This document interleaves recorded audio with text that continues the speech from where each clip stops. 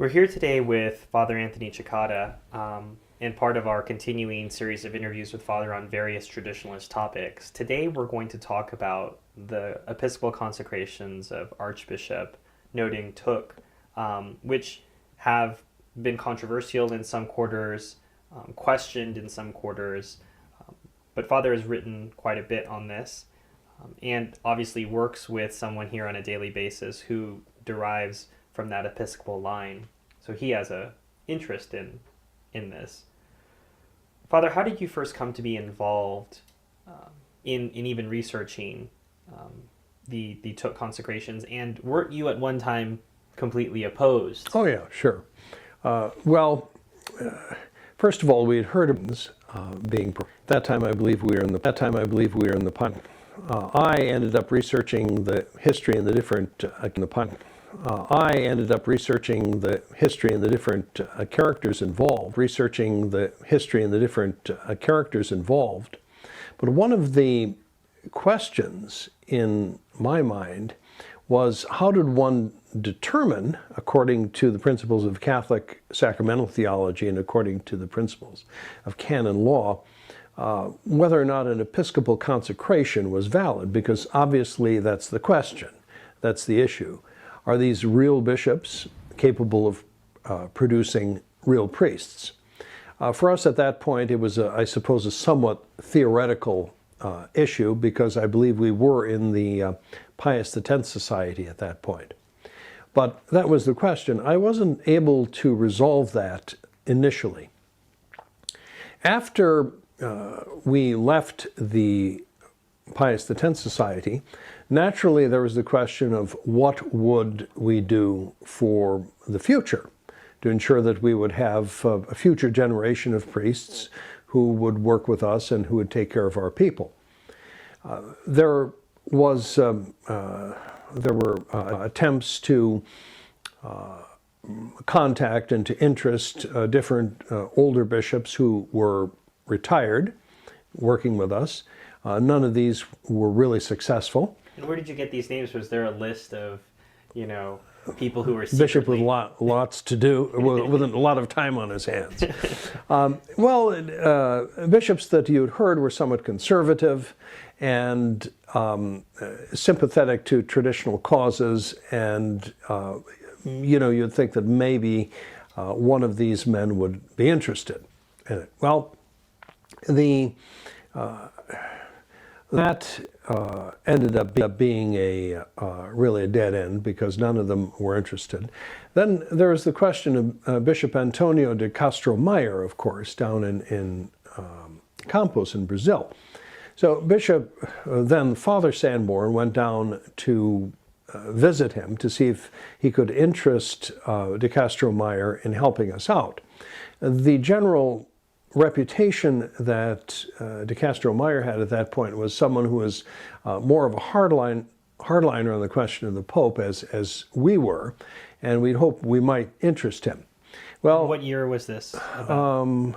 It was after our departure from the Pius X Society, so it would have been possibly 84. But it was before 88. Yes, it was before 88. So Bishop Sanborn had, then Father Sanborn had some very good discussions with de Castro Meyer. He found he was very easy to for different theological questions, and he had a very good time doing that, was very well received, and he had a very good time doing that, was very well received. He asked Bishop de Castro Meyer, well, what should we do? We need someone to provide priests for us, and apparently you're not willing to work outside of your diocese. And he told Father Sanborn, go to Gerard de Laurier, who had been, of course, consecrated bishop by Archbishop Thuc. And de Castro Meyer's point to Bishop Sanborn was that obviously this is valid if Gerard de Laurier, who is a prominent theologian in some circles, if he got involved, you shouldn't have any fear on that count. So Bishop Sanborn brought this word to us back in the United States, and naturally it was somewhat controversial. the group of priests that we had, 9, then 12 priests, we debated this back and forth. Didn't any, I mean, some of you had Bishop Gerard Delorier as a seminary professor, did Yes, you not? yes, we did. Bishop Sanborn did, Bishop Dolan did, I did, Father Jenkins did. Some of the other fathers may have had him as a professor You were personally as well. acquainted with him also. Yes, you knew who he was, and he was a devout and highly intelligent man. He certainly was someone who was recognized as a theologian.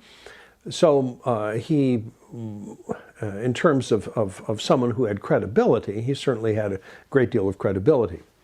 But in any event, we decided that we would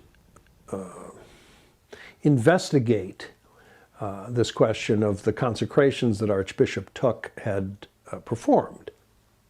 Now, we had heard that there were no consecration certificates. We had heard that there were photos of the consecration. We were wondering what was sufficient. Once the research and to balance the discussion, two of us researching the issues here for the rest of the priests. For the rest of the priests.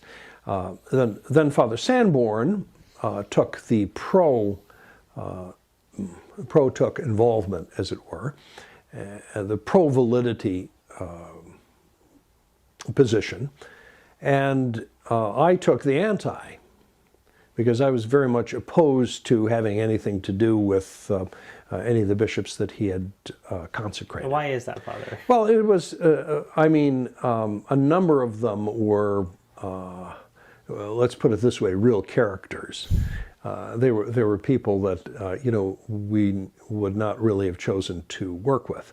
Some of them, the Mexican bishop, much about, I suppose, but, there was a slight prejudice against him because there was a slight prejudice against him because some of the other people, some of the people that he had consecrated.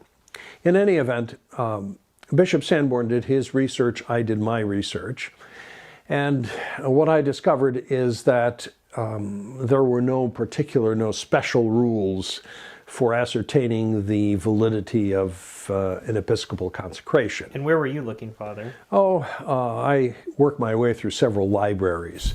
The Jesuit University Library, Marquette University, St. John's in New York. I went to get in a city with a Catholic library. I'd go and try to look up material on this library. So This is way back before the internet. Way back before the internet, when you actually had to look up things on paper, which was tremendously inconvenient. In any event, I read my way through an awful lot of canon law treatises and really found that there was nothing in this regard that one could look to say that there were special requirements. Had also researched the issue, and he had come up with the same thing that I did. There are no special requirements. The priests in the organization had raised questions. Well, what about Thuc's intention, etc. And Bishop Sanborn found a number of passages that, address that, one is a minister of a sacrament who uses a Catholic rite is presumed to have the correct intention. So if you have a Catholic minister and he performs a Catholic rite, he's presumed to have the correct intention. Now, the reason we had to go down all of these routes is because, as far as we knew, Monsignor Thuc had not issued certificates for the Episcopal consecrations that he performed. So we were sort of looking for an alternative to that, because obviously you want to be certain. In any event, at one of the meetings, Bishop Sanborn presented some material he had found from Apostolicae Curiae and Leo XIII about intention that I found particularly convincing, and that sort of pushed me over the edge to regard them as valid. So that's the deep background, as it were, to to how I got involved in this particular issue. So you were supposed to play devil's advocate, and you ended up being an angel. Yeah, well, I would depend on who you talk to, of course. But I certainly ended up being converted on the question. So how did this take with the other, I guess, 11, well, other than Bishop Sanborn, the other 10 priests? Well, I mean... did you have a meeting and present everybody? Yeah, some were, some continued, to be against, at least at that point, said there wasn't enough proof or enough evidence. So there was a great deal of going back and forth on it. Eventually, after I left the Pius V Society, I had time to research a major article on it, the validity of the Thuc consecrations, which we the booklet, which we put on the internet. It's on traditionalmass.org. Traditionalmass.org, that's correct. And that addressed most of the major objections that had been made to that point. And I cited, chapter and verse from different theologians and canonists and popes to deal with the different objections that had been made. And then having gone through all of this work and all of this research, because there were apparently no consecrations, no consecration certificates that Thuc had issued, I was talking with Bishop Mark PIVARUNAS once, and he said, "Oh, I have the certificate of consecration that he issued for Bishop Carmona." So the day after Bishop Carmona's Episcopal consecration, Thuc had written out in Latin, in correct Latin, a certificate of Episcopal consecration. So from the point of view of if one wanted a certificate, well, there it was. So this is sort of the high school diploma, sort of. Yes, that's right. And if you questioned anything else, or a celebrate for a priest. Yes, you have some kind of paper. There's a paper proof for it. Even though there were photos, and the priests who had opposed the with bishops who derived their orders from Archbishop Thuc, this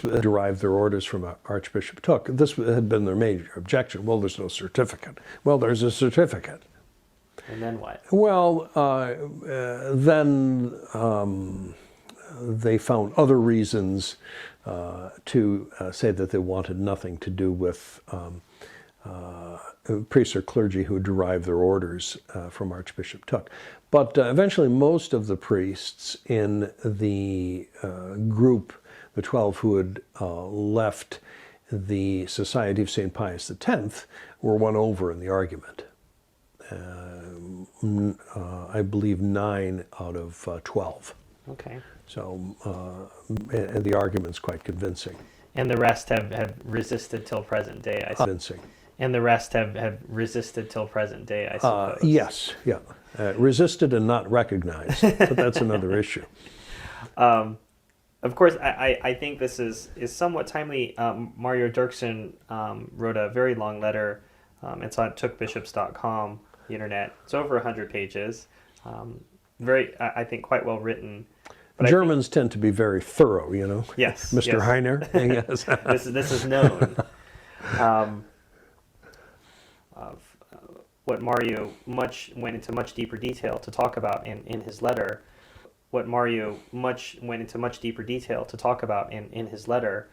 But I suppose what we might do is sort of bring us to current day, along with Mario's summary, which is we know via photos, via certificate of consecration, that the consecrations actually did happen. Mm-hmm. That we know that they're valid, not only from us thinking that, well, Bishop Gerard de Laurier is very learned, mm-hmm. he would know, but from looking at research yourself, finding out how a consecration would be valid and how it's judged by the church.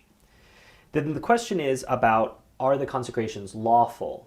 And obviously this is sort of a gray area given where we are currently in the state of the church. So can you speak to that a little bit, Father? You know, when we say that the consecrations are lawful, what does that mean? Well, normally what you would have in church law would be the provision that an episcopal consecration could not be conferred without a papal document called an apostolic mandate.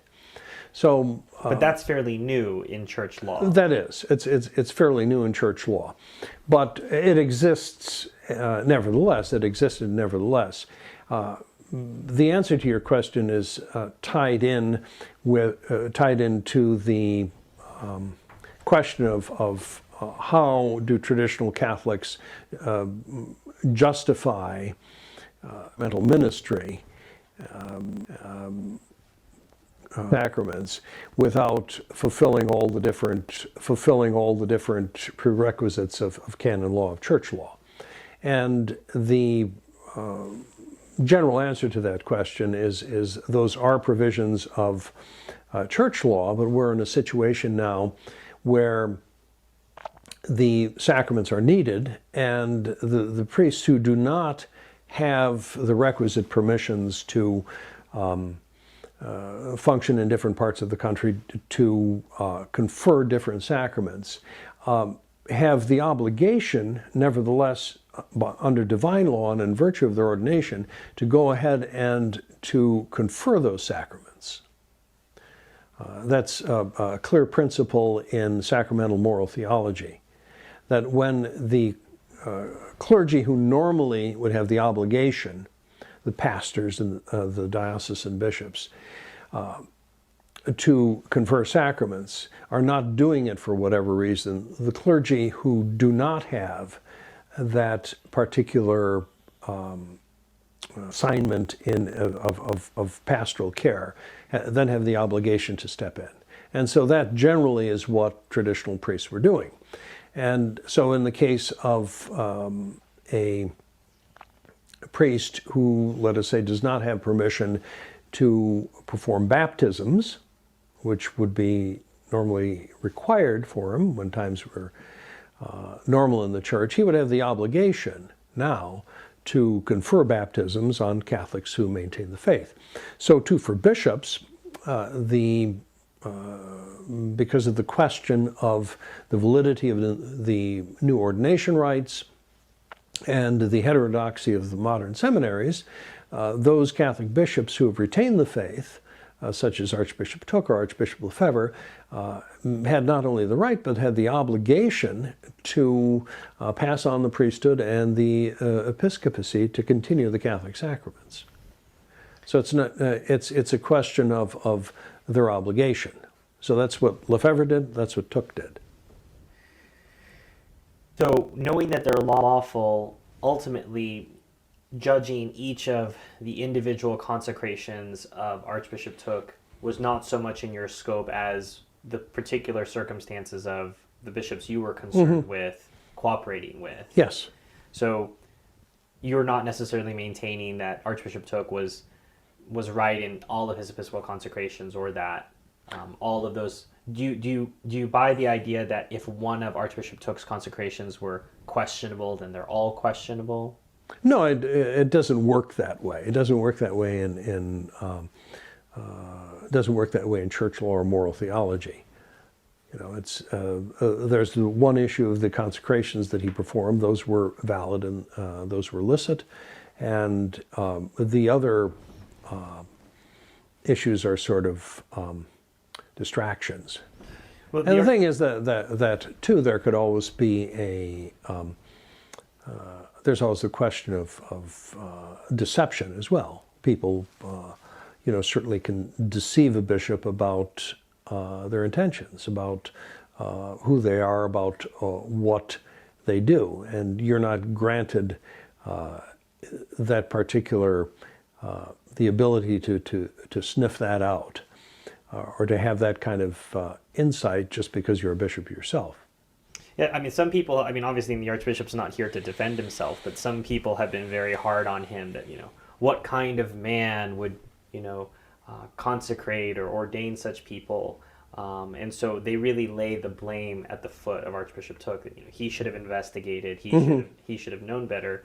And I think it's very helpful to understand that Archbishop Thuc had murdered family members. He's abandoned in the church. He's not necessarily in a frame of mind where he has the resources necessarily to go and do a deep investigation into each candidate. And so, well, let me tell you about the danger of judging on not too much information and judging from afar. Well, it's easy to do. Oh, it's easy to do. Sometimes it's even fun. Some people make it a hobby. But let me take one example. First of all, there's a fellow named George Musey.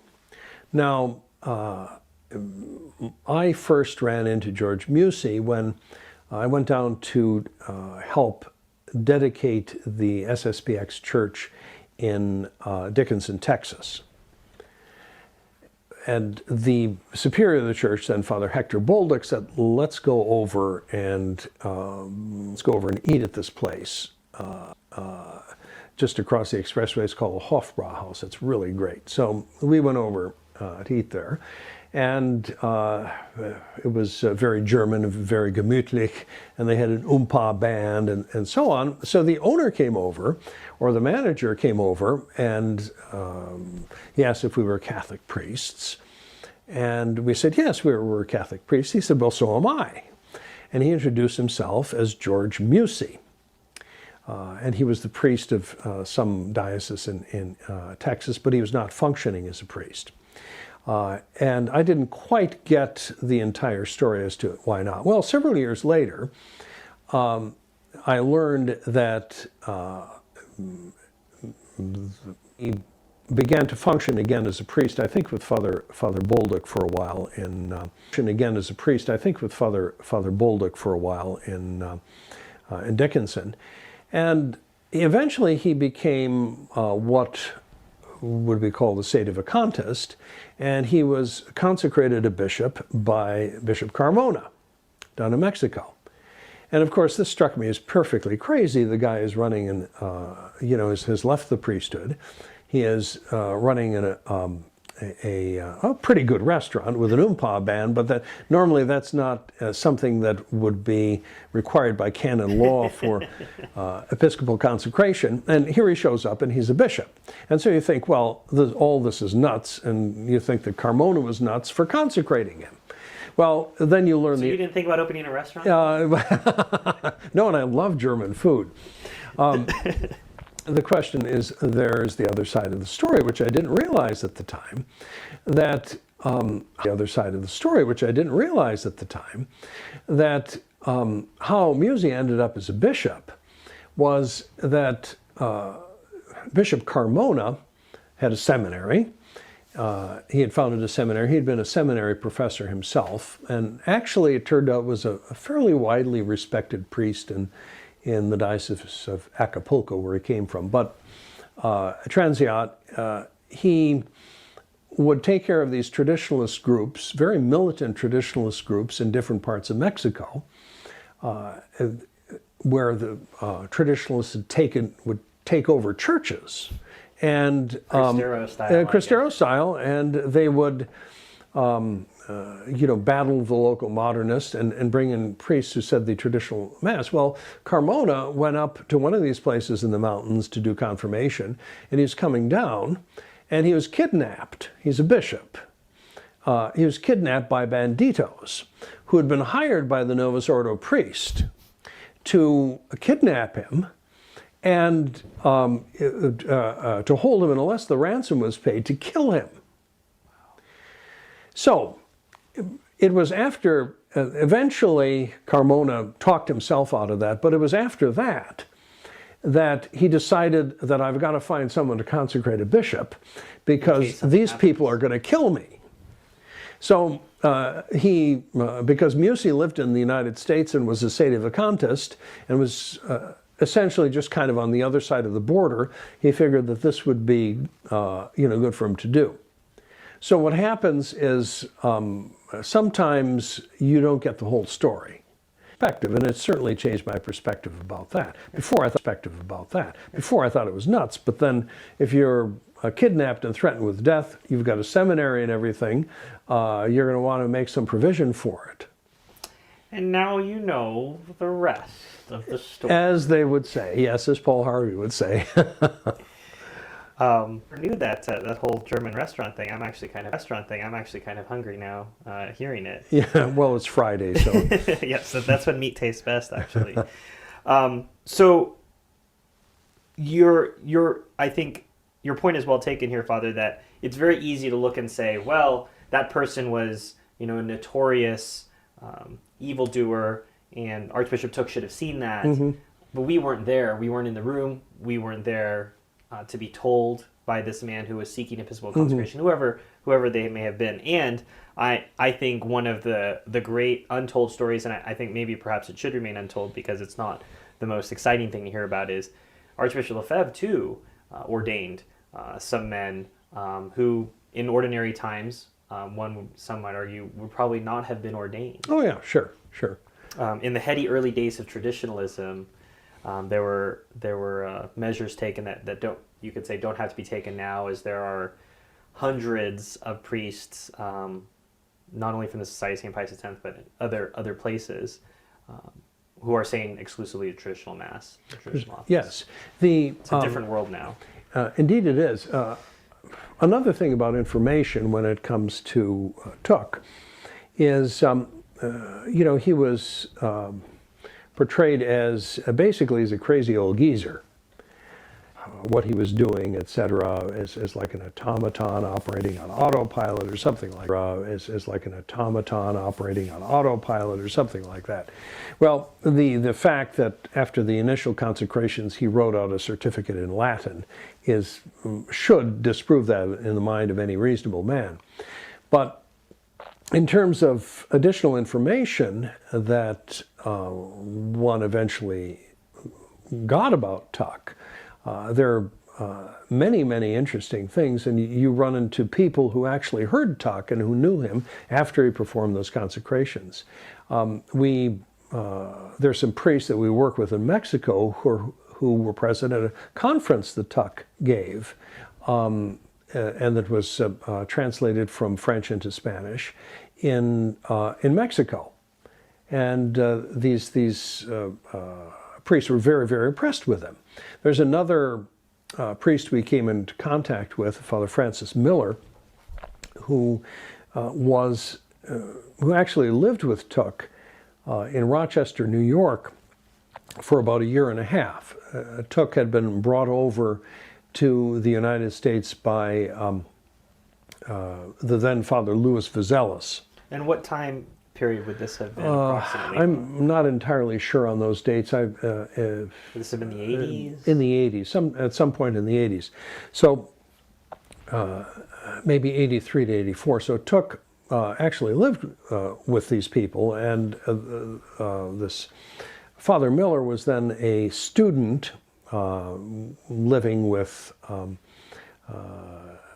then Father Vizelis in Rochester, and he talks about, how he functioned normally, etc., joked, was a quiet and kind of a humble man, said, he had nice conversations with him, said Mass in a very devout way, and gives a completely different picture.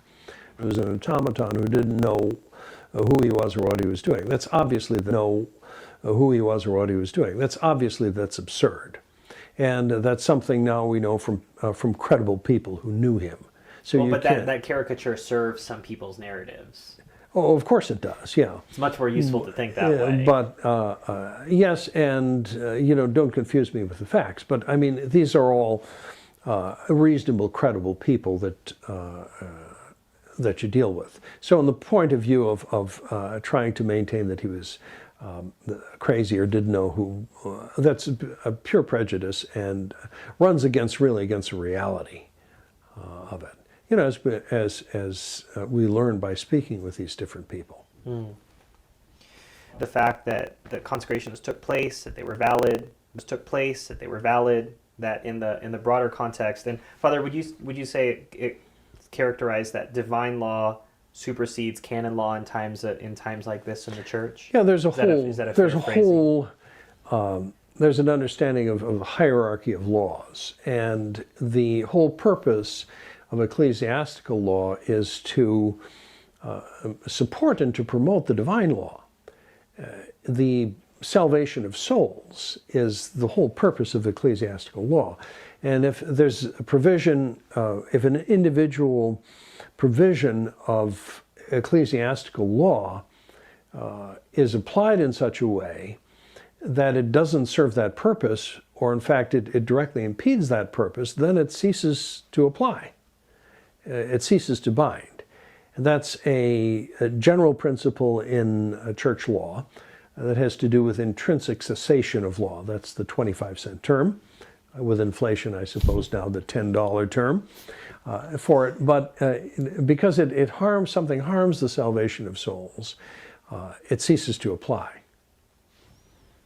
So how are Catholics, now that those who've had a chance to see this, they're a bit more informed?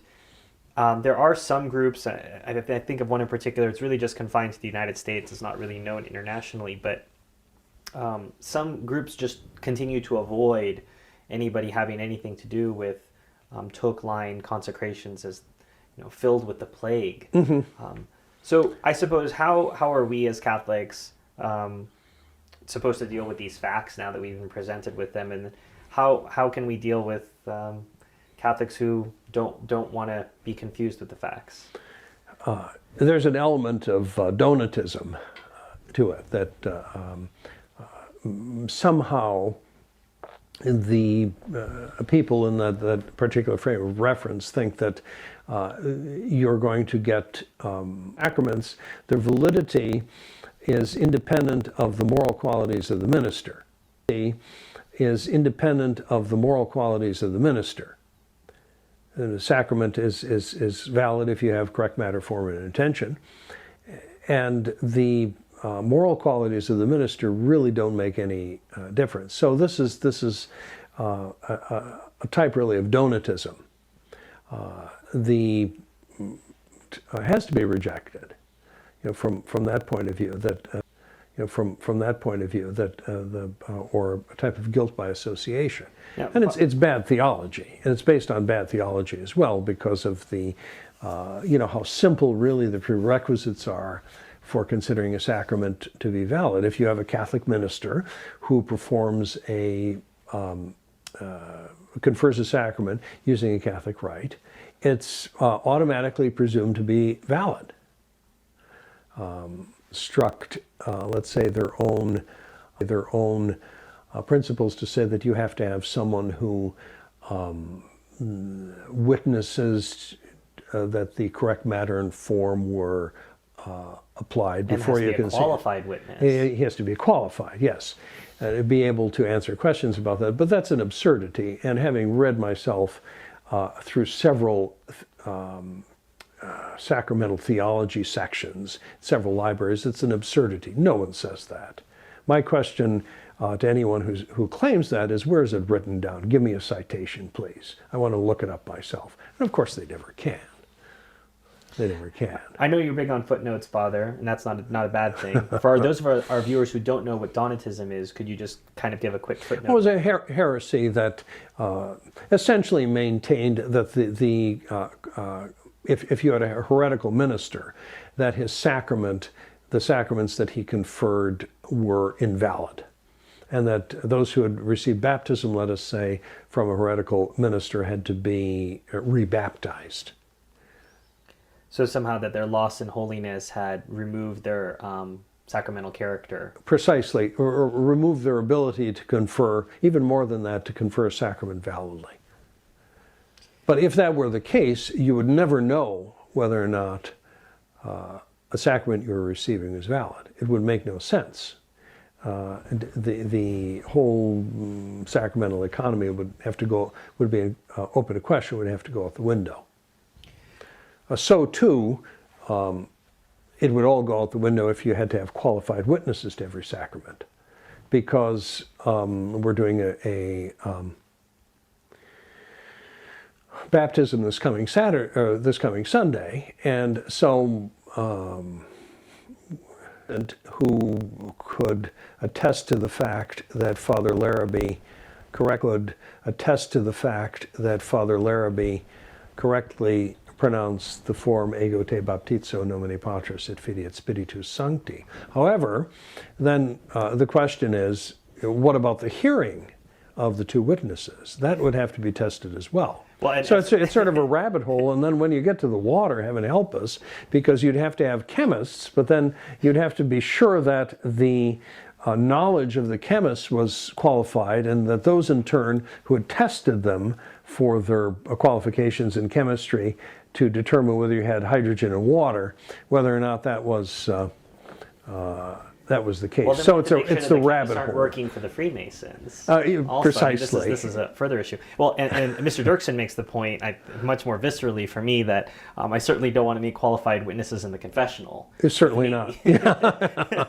So I hadn't thought of that one, but that's a pretty good one. That he's a German, so he's covering, Stephen. He's covering all those bases. we must be very complete. Jawohl. Well, so and I think. In sort of summary, Father, if it may have been predicted early on that as time goes on, more and more people will doubt the Thuc consecrations, I think actually the reverse has been true. And I think Mr. Dirksen makes this point as well in his letter, that over time, frankly, it's been completely the opposite. As the facts, as you point out, as the facts have come out and we've had more personal testimony to clamp onto the actual look it up facts, more and more people accept it. Sure. Just as... thanks so much for your time today, Father. Thank you very much. Thank you very much.